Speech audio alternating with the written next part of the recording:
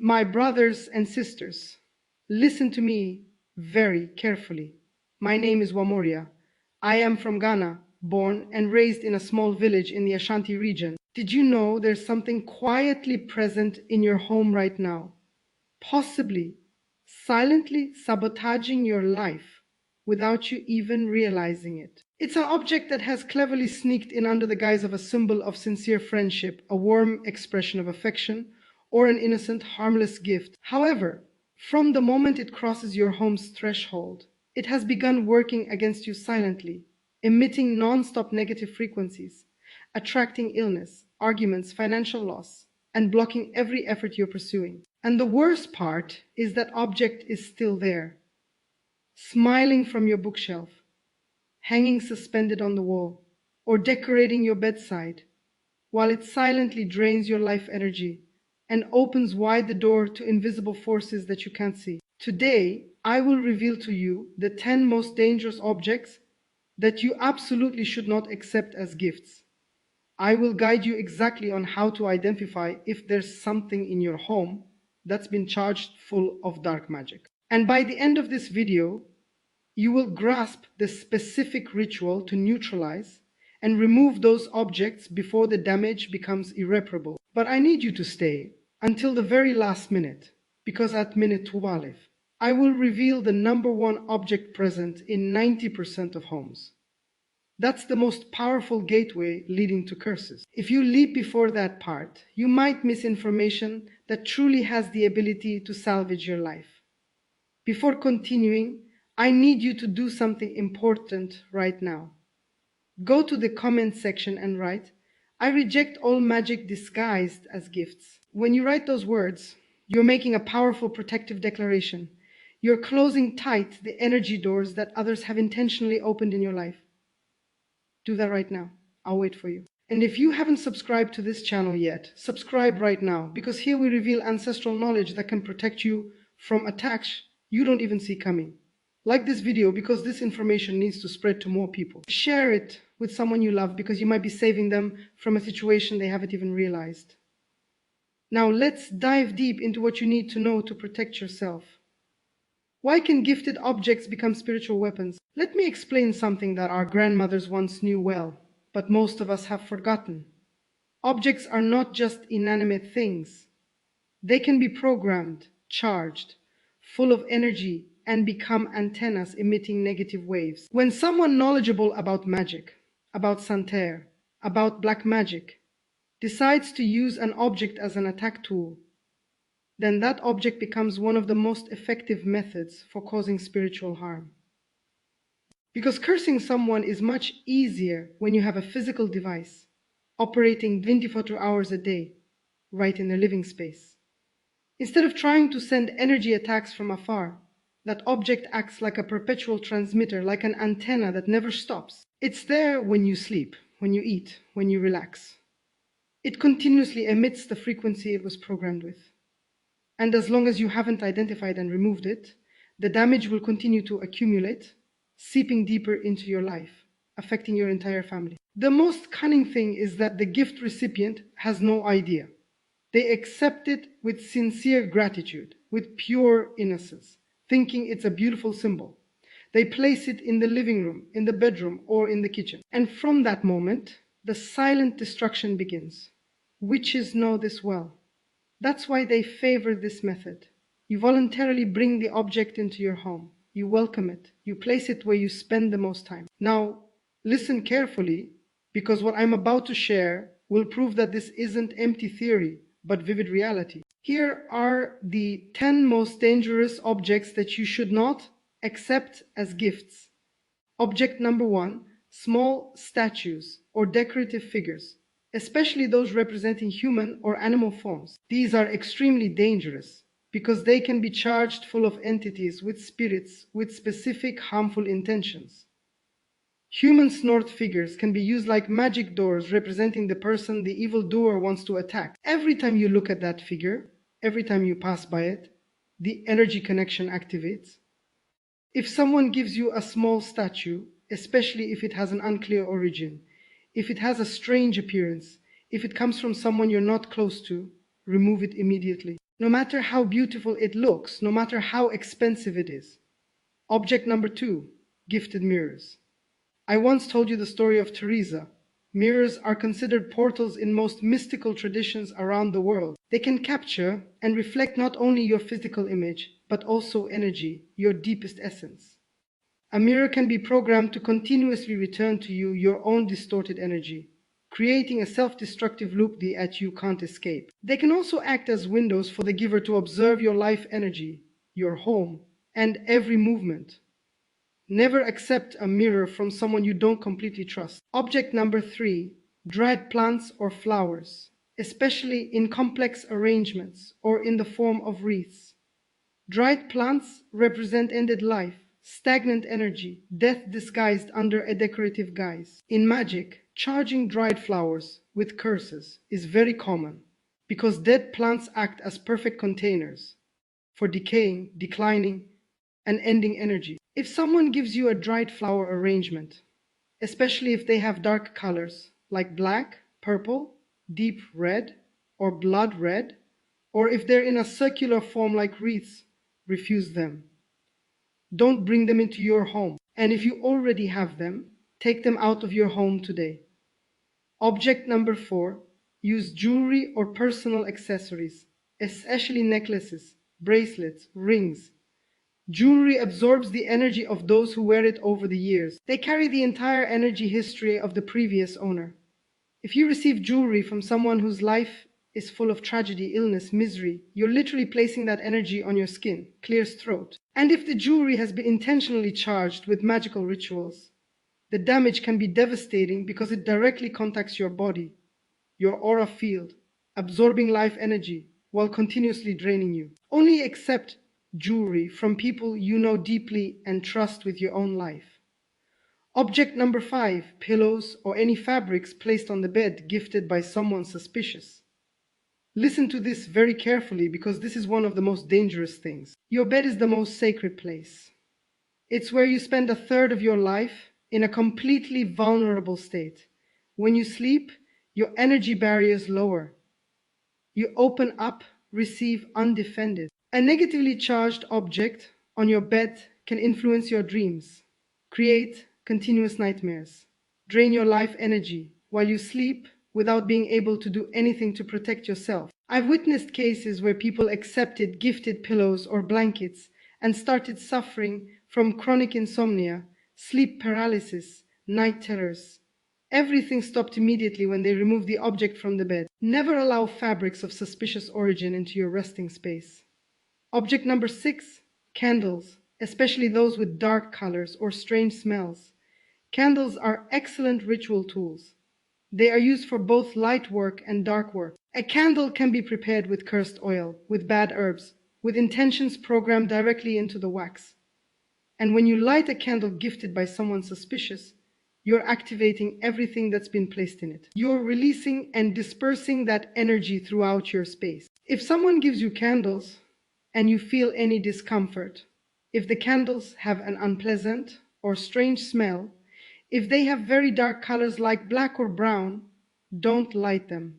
Throw them away immediately. Object number 7, paintings or artworks, especially those with disturbing, sad, violent mage images have great power over your psyche and energy field. A painting is something you'll see every day, multiple times a day. Every time you look at it, you're receiving the frequency it carries. If that image is charged full of negativity, if it represents death, misery, despair, you're literally wallpapering our home, with that dark frequency. I've seen entire families fall into depression after hanging a gifted painting carrying deep sad energy.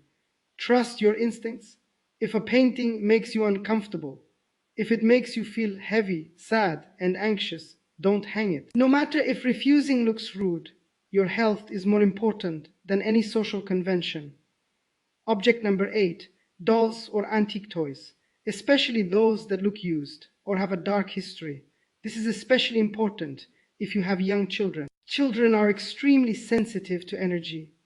They can be affected much more severely than adults. A doll can be used as a container for dark entities.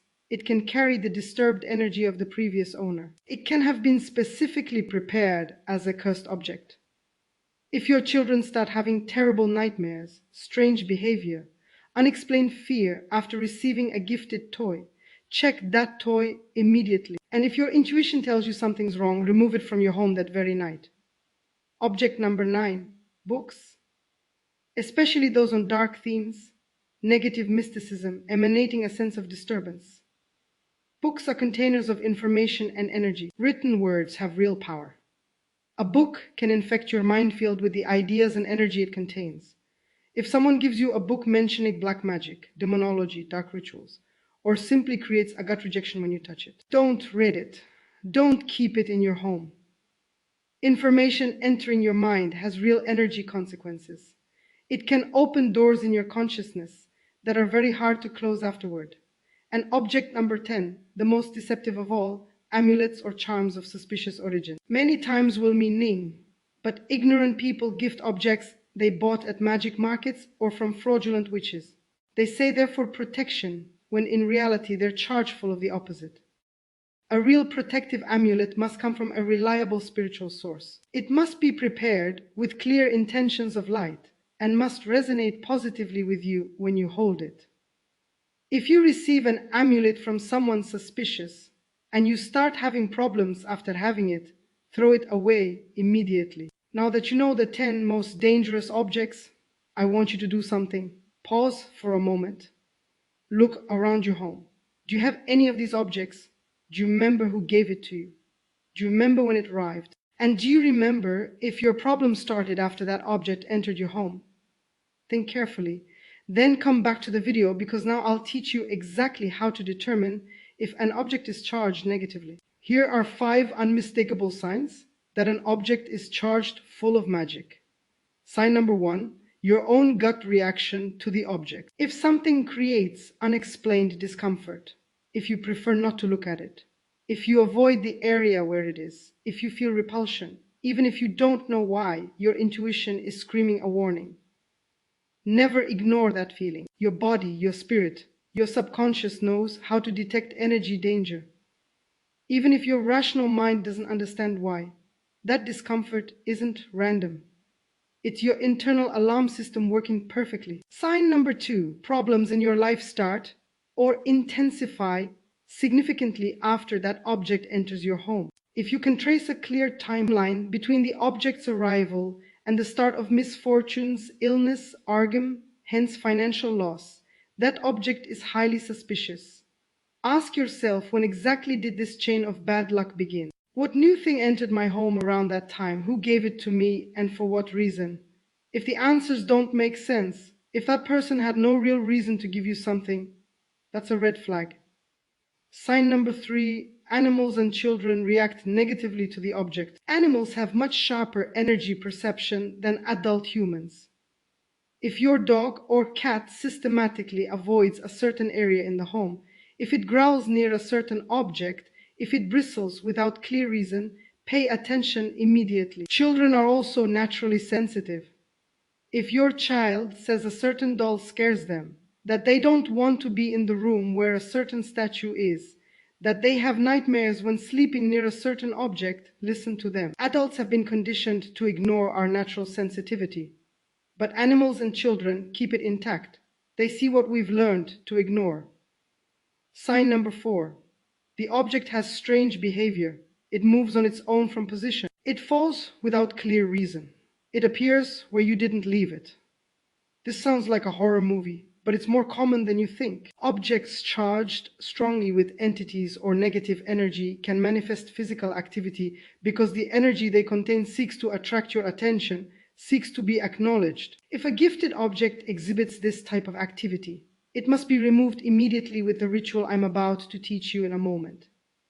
Sign number 5, you experience specific negative phenomena in the presence of the object. For example, if a certain painting is in your bedroom and only in that bedroom, you have continuous nightmares. Or if a certain statue is in the living room and only there the most intense family arguments occur. That correlation isn't random. It's cause and effect. Test by temporarily removing the object from that space and observe if the phenomena stop.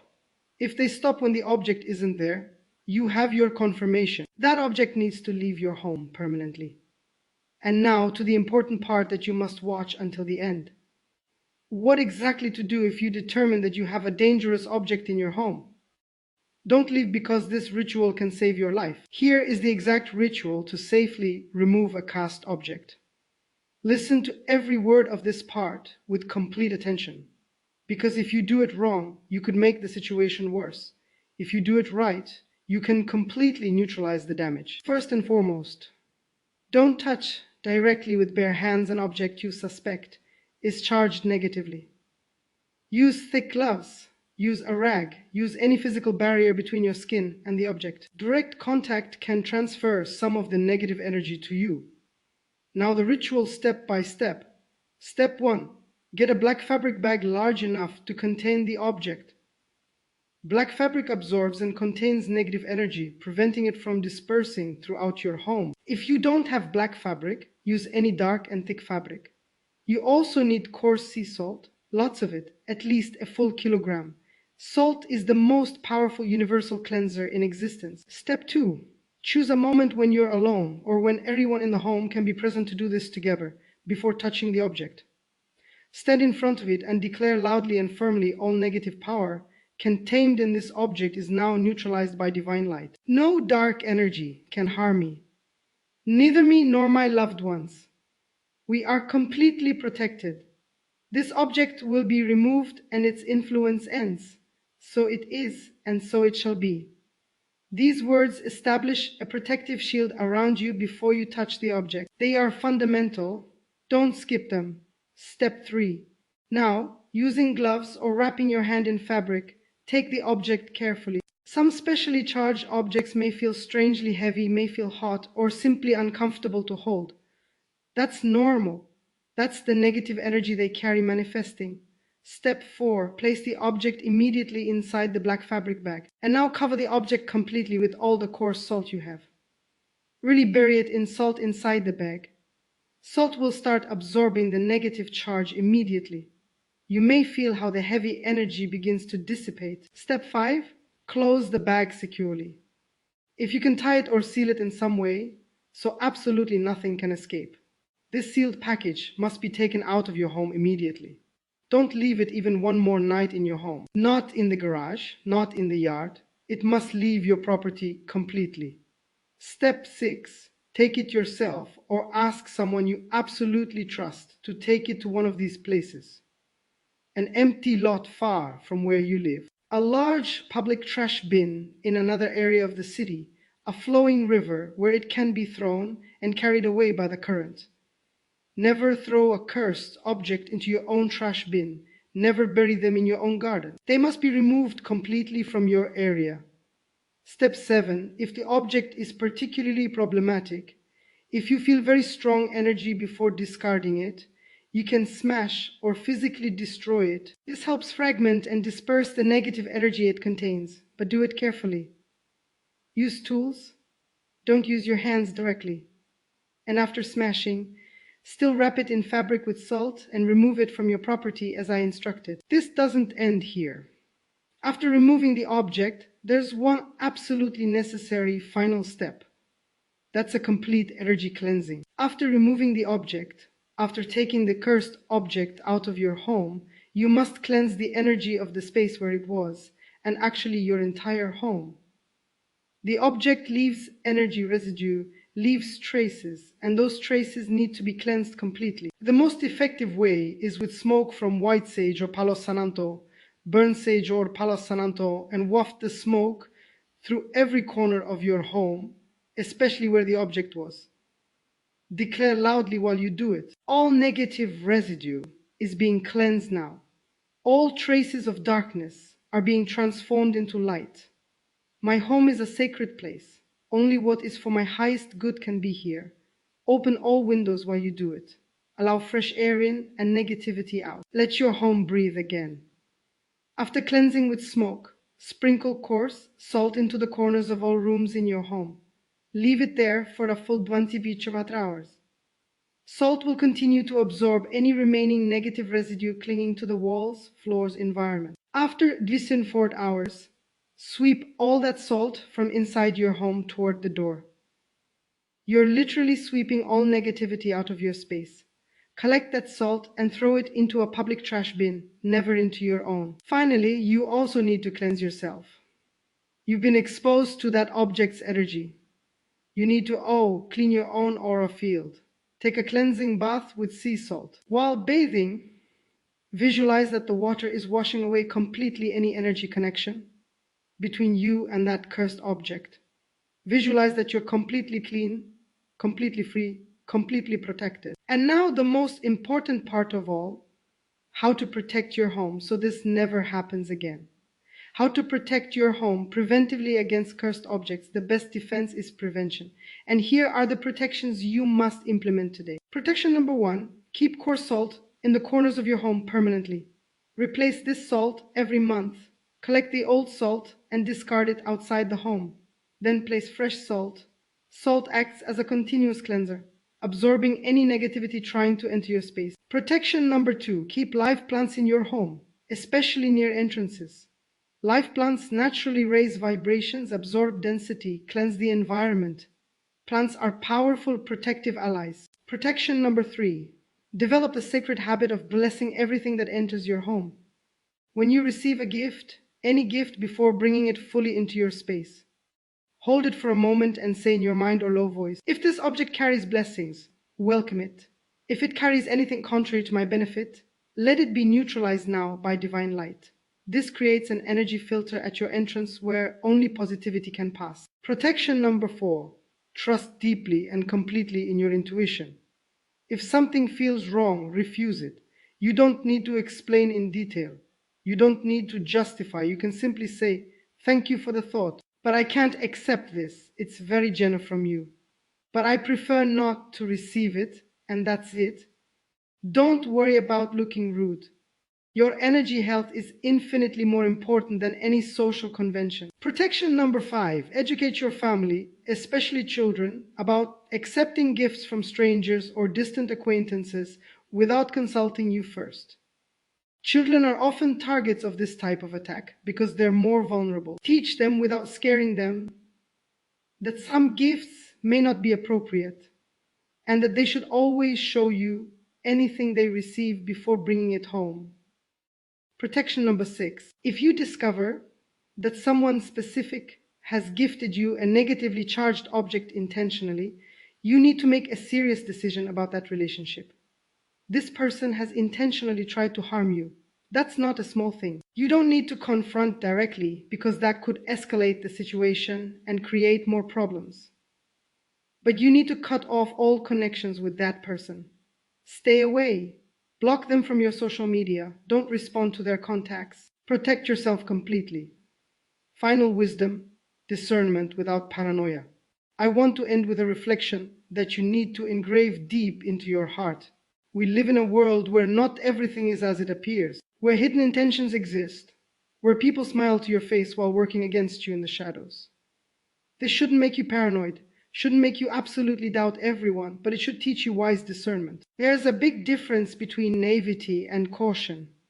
Naivety makes you vulnerable. Caution makes you strong. Most gifts you receive in life are sincere. They are given with real love, with pure intent ions, with genuine generosity. But the few that aren't can cause disproportionate and devastating harm. That's why it's completely worth applying these filters, worth developing this sensitivity, worth keeping these protections active. Better to occasionally refuse a gift without clear reason than to accept just one that could completely ruin your life. I bless you now with sharp discernment to identify what is authentic and what is disguised, with courage to refuse what doesn't resonate well regardless of social pressure, with divine protection over your home, automatically repelling all dark influences. May your space be a sacred, inviolable place. May only what is for your highest good cross your threshold. May you live in deep peace, knowing that you are protected and vigilant. Now, I need you to do something else.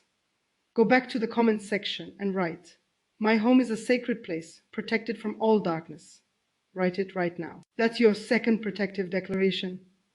And tell me in the comments, have you ever received a gift that made you feel uncomfortable? Have you experienced unexplained problems after a certain object entered your home? Share your story below, because your experience can help others recognize the signs. And we can protect each other by sharing this ancestral knowledge. If this video helped you, if it opened your eyes, if it gave you tools to protect yourself, like it right now. Subscribe to this channel if you haven't, because I'll continue revealing ancestral wisdom that can truly save your life. Activate notifications so you don't miss any video. And this is important. Share this video with the people you love, with your family, with close fry NDS, because this information can save them from a dangerous situation they don't even realize. You might be saving someone right now simply by sharing this knowledge. In the next video, I'll reveal to you 3 exact phrases that completely block any magical attack, no matter how strong. There are words of ancestral power that have protected entire generations. Don't miss it. May your intuition be your reliable guide always. May your home be an inviolable fortress that no darkness disguised as light can enter. I am speaking from a place most people never see, a place hidden behind smiles, gifts, and religious language. There is a world that operates quietly, patiently, and strategically. And its greatest strength is disguise. In that world, nothing is random and nothing is given without intention. I learned early that the easiest way to enter someone's life is not through fear, but through familiarity. You don't attack openly, you offer. You don't threaten, you bless. You don't look dark, you look helpful, kind, spiritual, and generous. Many items that look harmless are carefully prepared vessels. Words are spoken over them. Assignments are attached to them. Permissions are coded into them. When the object changes hands, access changes hands. The moment it is accepted, a door is acknowledged. Most people think belief is required, but that is not true. Spiritual systems do not wait for agreement. They operate on contact, acceptance, and placement. Once an item enters your space, it begins to interact with your atmosphere. It watches, reports, influences, and sometimes drains. Some items are meant to bring confusion, others delay, others sickness, others division. They give or not even look suspicious because many times they are instructed, used, or deceived themselves. In the duct system, the most effective carriers are ordinary things. Food prepared with intention, clothing given at key moments, oils, soaps, perfumes, powders, books, prayer items, souvenirs, dolls, rings, bracelets, shoes, even free gifts from gatherings. Nothing looks evil because it is not meant to. If it looked dangerous, it would fail its assignment. That is why discernment matters more than excitement. People often ask why problems begin suddenly after receiving something. Sudden heaviness, strange dreams, unexplained fear, loss of peace, constant fatigue, financial blockage, recurring accidents, relational conflict, spiritual dryness. These are not always psychological or coincidental. Sometimes they are responses to something introduced into the environment. In that world, objects are used as legal ground. They are placed, worn, eaten, or stored to maintain presence. Once inside, they don't rush. They wait. They observe patterns. They look for moments of weakness, emotional pain, grief, anger, loneliness. Timing is everything. The danger is curiosity. When people sense something is wrong, they begin to analyze, keep, test, or store the item instead of removing it. That hesitation strengthens the connection. Darkness thrives on delay. It does not need permanence, only permission over time. Another mistake is giving the item to someone else. Transfer does not cancel assignment. It multiplies exposure. In the systems I walked away from, disposal was taken very seriously. You never kept what was no longer needed, and you never passed it on carelessly. Separation was immediate and final. There is also a strong emotional manipulation involved. Politeness, fear of offense, respect for elders, religious pressure, and guilt are often used to keep people holding on to harmful things. Many remain bound not because they are powerless, but because they are hesitant. Spiritual safety is more important than social comfort. No genuine light requires secrecy, fear, or pressure. What is pure does not bring unrest. What is from God does not confuse, monitor, or steal peace. People also underestimate the power of environment. Your home is not just a physical space, it is a spiritual territory. What you allow inside participates in shaping outcomes. Objects carry histories. Some are tied to rituals, grief, death, jealousy, competition, or covenants made long before they reached you. When placed in your space, they begin to speak, even without sound. They align with patterns already present and amplify them. That is why two people can receive the same thing and experience different effects. Assignment responds to opportunity. The safest response when something feels wrong is not debate, but removal. Not prayer over it, not investigation, not storage, separation, clean break. Light does not negotiate with darkness. It displaces it. Many people want to fight spiritually while holding on to physical gateways. That creates unnecessary battles. Wisdom avoids what warfare must later confront. I am not speaking from fear, but from knowledge paid for at a high cost. I have seen how small ignored things grow into long-term oppression. I have seen how families struggle for years because of one item introduced during a vulnerable season. I have seen how deliverance becomes complicated because access points are still present. Freedom is not only about prayer, it is about boundaries.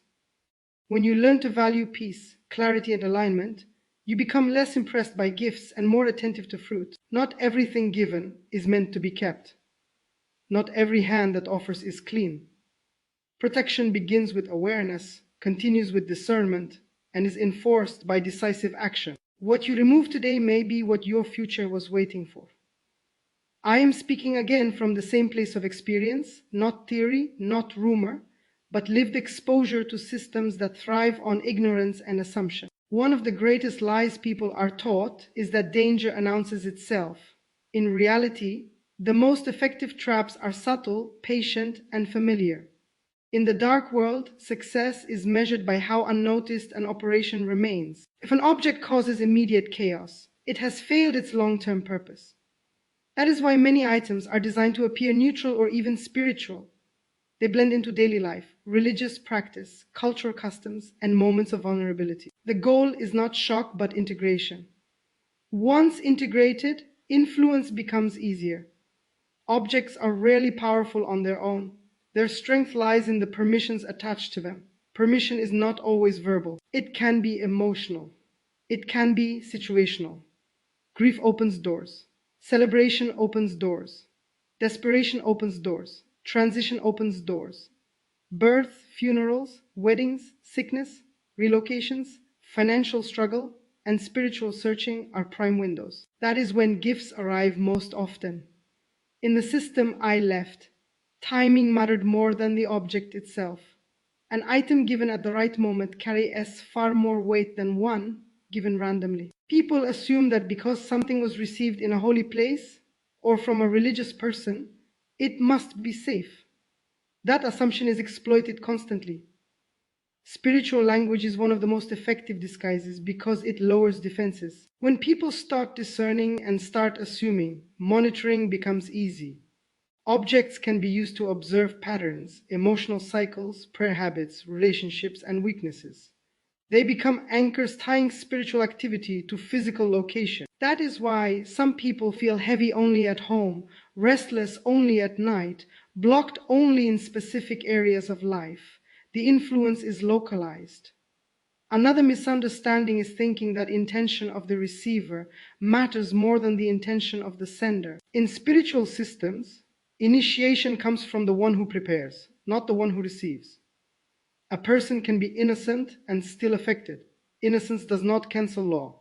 Ignorance does not reverse activation. Many people carry things for years without realizing why their lives feel stagnant or conflicted. They pray harder, fast longer, attend more services, but never address what is physically present. That creates exhaustion. The pressure builds because the environment contradicts the prayer. Light is invited verbally while darkness remains materially. This contradiction creates internal tension. Dreams become strange. Focus weakens. Motivation drops. Discernment becomes clouded. Another tactic used is emotional attachment. Items are linked to memories, relationships, or important events, so that removal feels like betrayal or loss. People are taught to honor objects instead of honoring their peace. In the dark world, sentimental value is leveraged. The longer an object stays, the deeper its integration into daily rhythm. It becomes background noise. That is when it works best. Many assignments are slow. They are not meant to destroy quickly but to delay gradually. Delay dreams, delay clarity, delay movement, delay opportunity, delay healing, delay connection, delay progress just enough to cause frustration without obvious cause. People begin to blame themselves. They internalize failure. That self-blame is useful. It weakens resistance. Another mistake is spiritualizing everything except responsibility. People want prayer to fix what removal would solve. They want deliverance without separation. They want breakthrough without boundaries. In the systems I knew, boundaries were respected more than prayer spoken without action. Once an object was removed, the assignment collapsed.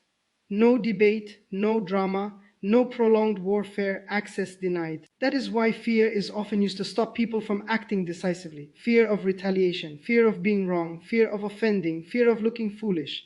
Fear keeps doors open, courage closes them. People also underestimate how common these practices are. They imagine complexity where simplicity exists. Not every operation is dramatic. Many are basic. Prepare, assign, deliver, observe, maintain. The simplicity is what makes it effective. People are busy looking for spectacular signs while ignoring subtle shifts. A loss of joy, a change in sleep, recurring minor issues, emotional numbness, constant irritation, lack of direction. These are early indicators. They are warnings, not conclusions. Discernment is not paranoia. It is awareness pair. D with wisdom. Healthy discernment does not accuse people. It evaluates effects. You don't need to prove intent to protect your space. You only need to observe fruit. Peace is a valid measure. Clarity is a valid measure. Alignment is a valid measure. When something consistently disrupts these, it does not belong. Spiritual maturity is not how much you tolerate. It is how well you guard. A dark world does not fear loud prayers as much as it fears clean environments. Clean environments leave nothing to attach to. Once awareness is restored, action becomes simple, separation restores order, removal restores authority, space clears, atmosphere shifts, the mind settles, direction returns, not because of superstition, but because access has been revoked, and what had no right to stay is no longer present. I speak this from understanding how attachment works and how people underestimate the power of what they allow to remain around them. In the hidden systems, nothing survives without reinforcement. Influence must be fed, acknowledged or tolerated to continue operating. That is why removal is such a threat. Many people think protection is about adding more prayers, more rituals, more declarations. But in reality, protection often begins with subtraction. What you remove determines what can no longer speak. What you refuse determines what loses authority. In the world I walked away from, persistence mattered more than intensity. An item did not need to overpower someone. It only needed to stay. Staying allowed it to sync with routines, habits, emotional cycles, and spiritual rhythms. Once synchronized, resistance weakened naturally. People began to feel tired, without reason, dazed, racked during prayer, restless during rest, numb during joy. These were not dramatic attacks, but quiet erosions. That is the preferred method. Loud chaos attracts attention. Silent disruption goes unnoticed. Many people live with interference for years because it never crosses the threshold of obvious crisis. It just dulls life, dulls vision, dulls hunger, dulls confidence, dulls connection. That dullness is productive in dark systems because it keeps people functional but stagnant. They survive but do not advance. They exist but do not build. They pray but do not move. Objects play a role in this because they anchor influence in the physical realm. Humans are physical beings. What surrounds the body affects the soul more than most realize. Smell, touch, sight, placement, proximity all matter. That is why certain items are meant to be worn, slept near, placed at entrances, stored under beds, hidden in corners, kept in bags, or displayed openly. Placement determines range. Range determines effect. People often focus on intention and ignore positioning. In the systems I knew, positioning was strategic. An item placed where decisions are made influences choices. An item placed where rest happens influences dreams. An item placed where prayer happens influences focus. None of this requires belief. It requires presence. Another overlooked factor is familiarity. Once something becomes familiar, it becomes invisible. People stop noticing it. They stop questioning it. That is when it becomes most effective. Familiarity lowers vigilance. That is why some people only feel relief when they leave their home or change environments temporarily. The influence is not following them. It is waiting for them. When they return, the pattern resumes. This creates confusion. People assume the problem is internal when it is environmental. They try to fix the soul while ignoring the space. In the dark world, environments are cultivated intentionally. Atmosphere is engineered. Light disrupts atmosphere, but only if darkness is not being continuously hosted. Hosting does not require worship, it requires allowance. Allowance can come from fear, sentiment, habit, or ignorance. Many people are hosts without consent because they never revoked access. Revocation is an act, not a feeling. It is not enough to feel uncomfortable. Action is what closes doors. Another manipulation is the idea that strength means endurance. People are taught to tolerate what they should remove. They are praised for surviving instead of encouraged to separate. Endurance has its place, but endurance of avoidable interference is not wisdom. In the systems I left, endurance was exploited. The longer someone endured, the more normalized their limitation became. Limitation then shaped identity. Identity shaped decisions. Decisions shaped destiny.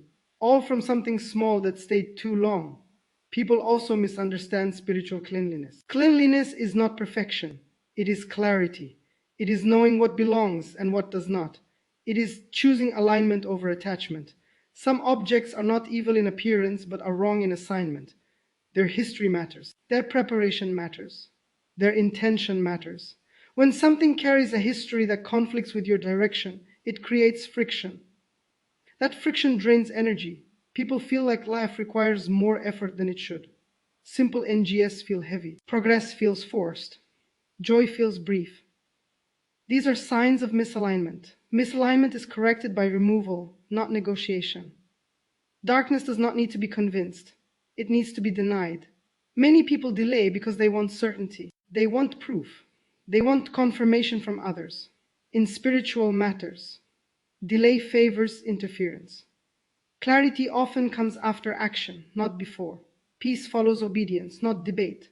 Another common trap is trying to cleanse what should be discarded. Not everything is meant to be purified. Some things are meant to be removed completely. Attempting to cleanse can maintain attachment. Attachment maintains access. Access maintains influence. Simplicity breaks the cycle. Separation is final.